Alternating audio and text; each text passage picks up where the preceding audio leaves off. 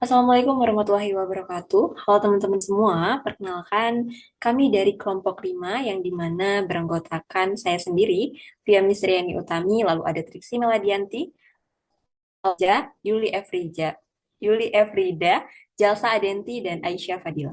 Pada kesempatan ini, kami akan menjelaskan ekosistem dan akuntansi industri kelapa sawit, mulai dari benih sampai pelaporan keuangannya.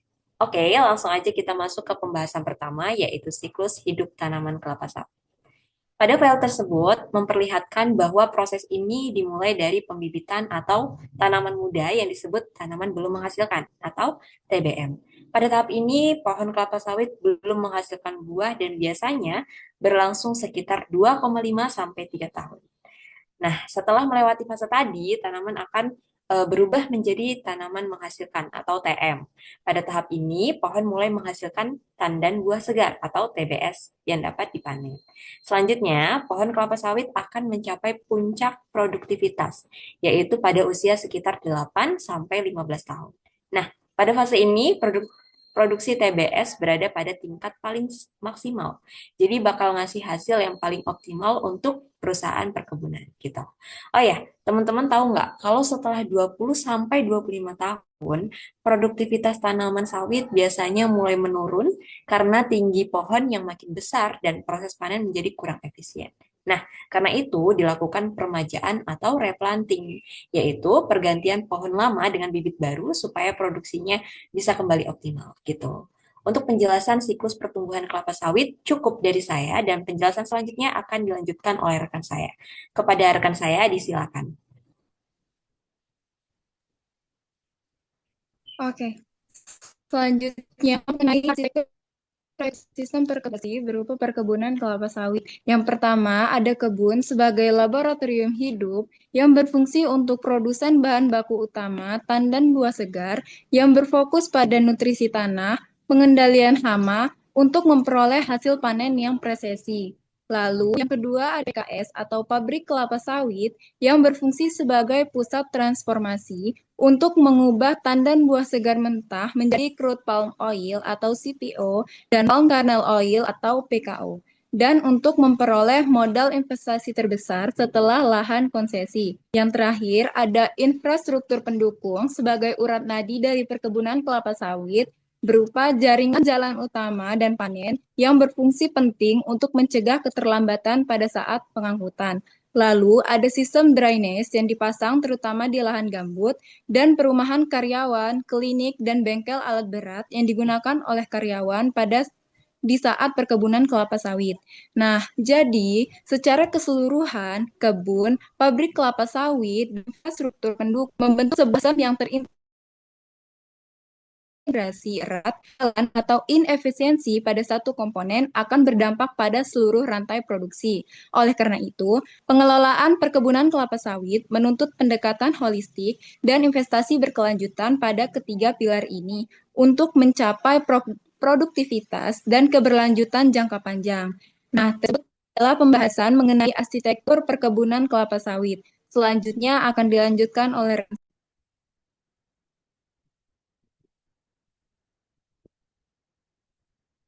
Oke, sekarang aku bakal bahas tentang tantangan yang dihadapi dalam perkebunan kelapa sawit. Nah, dalam penerapan akuntansi ini, kelapa sawit dapat beberapa tantangan diantaranya. Yang pertama, ada akuntansi keberlanjutan, di mana perusahaan ini harus mematuhi aturan ISPO dan RSPO. Nah, ISPO ini adalah aturan wajib dari pemerintah Indonesia yang mengatur agar sawit yang dihasilkan ramah lingkungan dan tidak merusak ekosistem. Kemudian RSPO merupakan sertifikat internasional yang digunakan supaya sawit bisa dijual ke luar negeri. Hanya di sini perusahaan wajib mencatat dan membuktikan semua data ini, yang dimana akan menimbulkan biaya audit yang mahal karena datanya terlalu banyak. Yang kedua ada akuntansi karbon. Perusahaan sawit harus menghitung seberapa banyak karbon yang dilepas mulai dari pemupukan lahan, serta limbah yang dihasilkan dari proses penanaman kelapa sawit. Dan yang menjadi tantangannya adalah proses perhitungan yang panjang dan cukup rumit. Kemudian ada aturan perpajakan, di mana tantangan lainnya dalam perpajakan di mana perusahaan tidak hanya mencatat pajak penghasilan dan pajak pertambahan nilai saja, tapi juga wajib mencatat dan menghitung pajak karbonnya juga. Kemudian yang terakhir ada tanggung jawab sosial, di mana tantangan ini tidak hanya mencerminkan soal kesehatan finansial perusahaannya aja, tetapi juga bagaimana dampaknya bagi lingkungan dan masyarakat sekitar. Mungkin itu saja dari saya. Selanjutnya akan dijelaskan.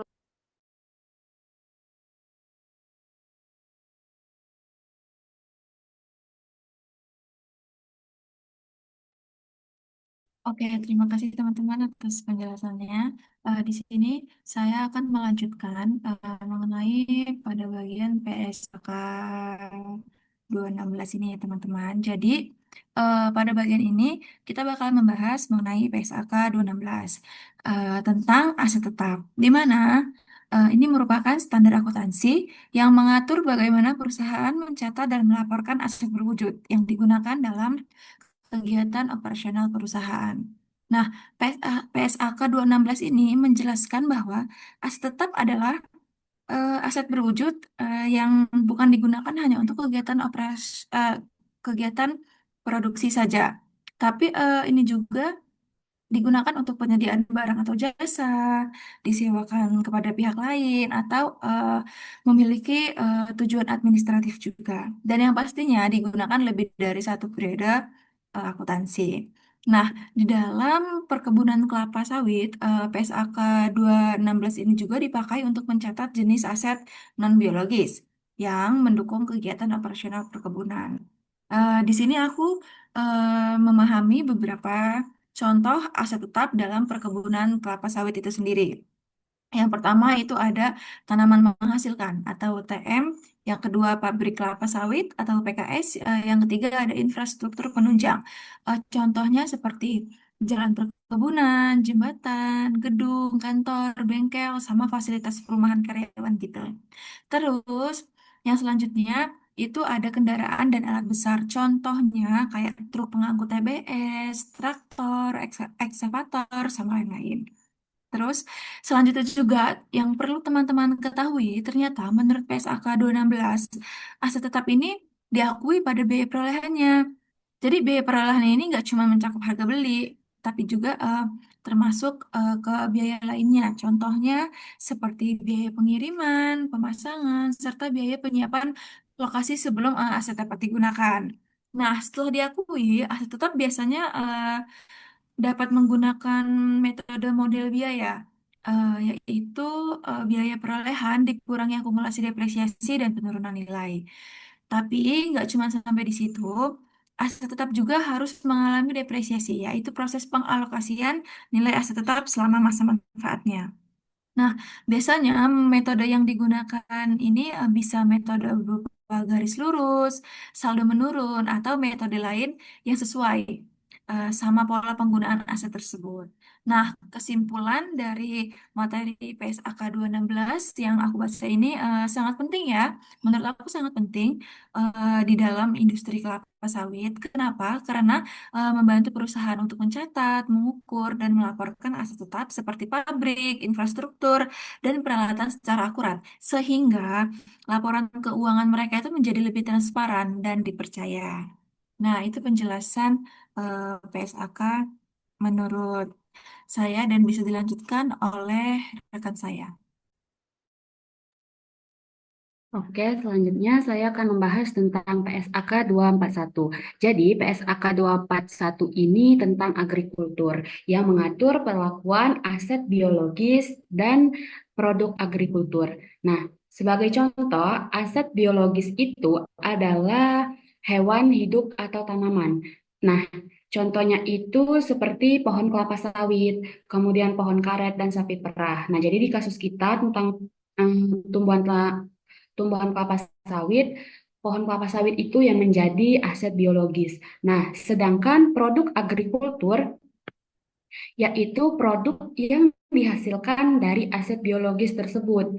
Jadi, misal pohon kelapa sawit, produk agrikulturnya itu yaitu TBS atau tandan buah segar. Kemudian misal peternakan sapi itu produk agrikulturnya berarti susu gitu. Nah, kemudian ada aktivitas agrikultur. Aktivitas agrikultur ini adalah transformasi biologi aset biologis untuk dijual menjadi produk agrikultur. Jadi, bisa disimpulkan bahwa aktivitas agrikultur ini yaitu proses transformasi antara aset biologis menjadi produk agrikultur. Nah, di dalam PSAK 241 ini diatur juga cara penghitungan dari aset produk agrikultur. Nah, seperti tandan buah segar ini, pada titik panen itu produknya itu diukur dengan ini apa produk agrikultur dijual nilai wajar dikurang dengan biaya untuk dijual. Jadi setelah titik panen, TBS dianggap persediaan dan diatur pada PSAK 202 yang diukur pada biaya perolehan dikurangi nilai realisasi neto, mana yang lebih rendah antara keduanya. Kemudian, buah kelapa sawit yang masih menempel pada tubuh kelapa sawit dan itu disebut dengan produk agrikultur yang masih di pohon. Produk agrikultur yang bertumbuh dari aset biologis. Kemudian, estimasi nilai wajar biaya untuk menjual PSAK 69 secara eksplisit mengatur pengukuran produk agrikultur titik panen dan implisit juga pada periode sebelum panen jika entitas memilih untuk mengakuinya. Kemudian, apabila di suatu negara atau di suatu entitas produksi kelapa sawit tidak bisa mengukur secara andal, kita bisa menggunakan yaitu aset biologis yang dicatat pada biaya perolehan diukur akumulasi depresiasi dan akumulasi penurunan nilai. Akan tetapi di Indonesia jarang sekali ada kasus yang tidak bisa menghitung nilai wajar secara andal. Boleh di scroll ke bawah Triksi. Kemudian PSAK 241 ini sebenarnya adopsi dari IAS 41 Agrikultur, di mana ada beberapa kesamaan seperti prinsip pengukuran nilai wajar, di mana itu yang dihitung nilai wajar dikurangi biaya untuk menjual. Perubahan nilai wajar diakui di dalam laporan keuangan laporan laba rugi yang menjadi fitur pembeda dari akuntansi lainnya. Kemudian ada definisi konseptual seperti definisi aset biologis itu tadi apa? Ternyata PSAK 241 ini sama dengan IAS 41. Kemudian perlakuan biaya panen dan penjualan.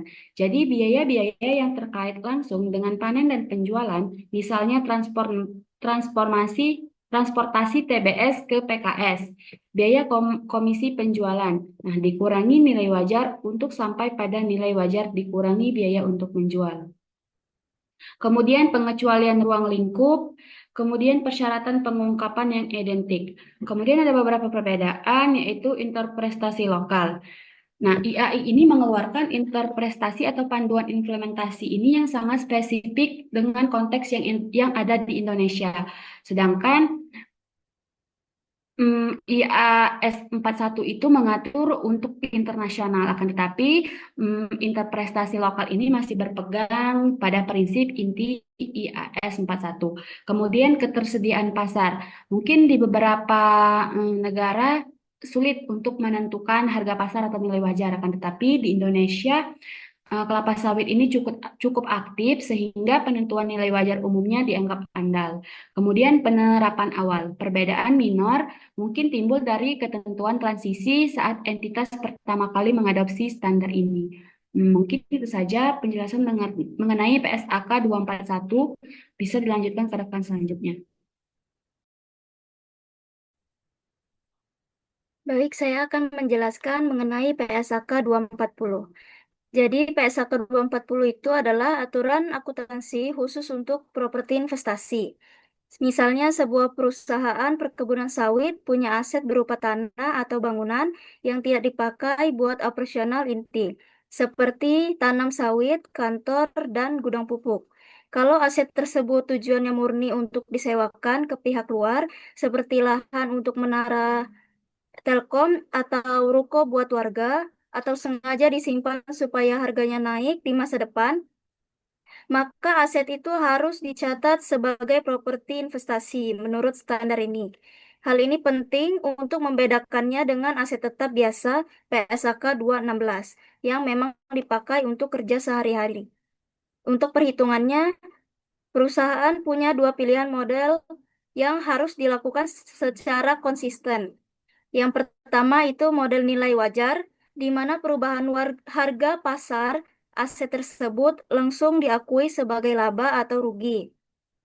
Yang kedua, model biaya, yang cara hitungnya itu lebih konvensional, yaitu harga beli dikurangi dengan penyusutan atau depresiasi setiap tahunnya. Jadi intinya PSAK 240 ini membantu perusahaan agar lebih transparan dalam memisahkan mana aset yang jadi alat kerja dan mana aset yang memang jadi sumber pendapatan sampingan dari sewa. Sekian penjelasan saya, selanjutnya saya berikan ke rekan saya. Baik, selanjutnya saya akan membahas tentang PSAK 208, yaitu tentang kebijakan akuntansi, perubahan estimasi akuntansi, dan koreksi kesalahan menjaga konsistensi dan akurasi.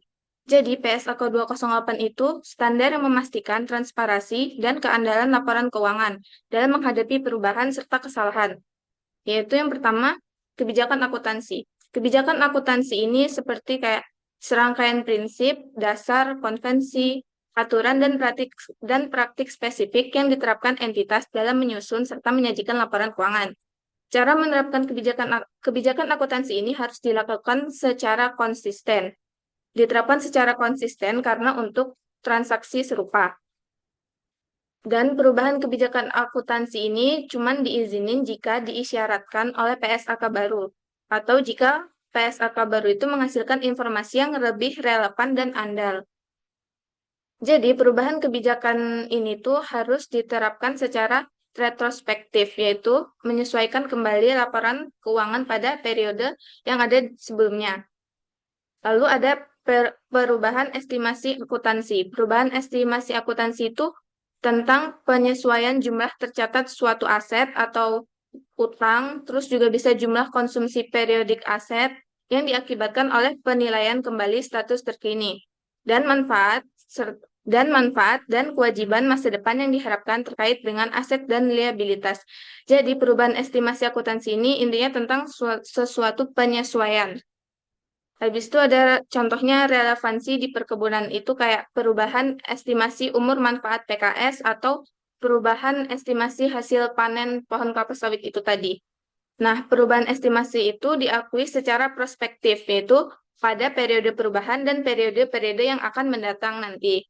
Selanjutnya ada koreksi kesalahan. Koreksi kesalahan itu biasanya tuh tentang kelalaian untuk mencatat atau salah saji mencatat dalam laporan keuangan dari satu atau lebih dari periode sebelumnya.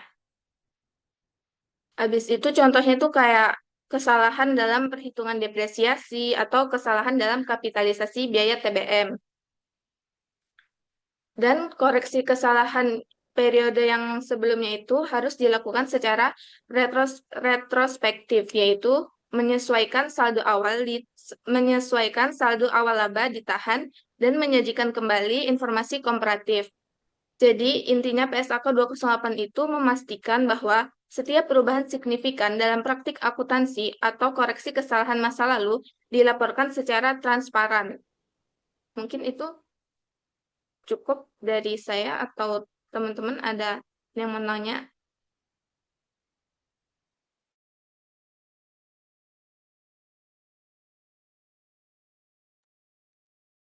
Saya cukup. Gimana teman yang lain? Kalau dari aku sendiri sih cukup ya, karena penjelasan teman-teman semuanya udah lumayan gampang dimengerti. Jadi aku cukup. Untuk teman-teman yang lainnya gimana?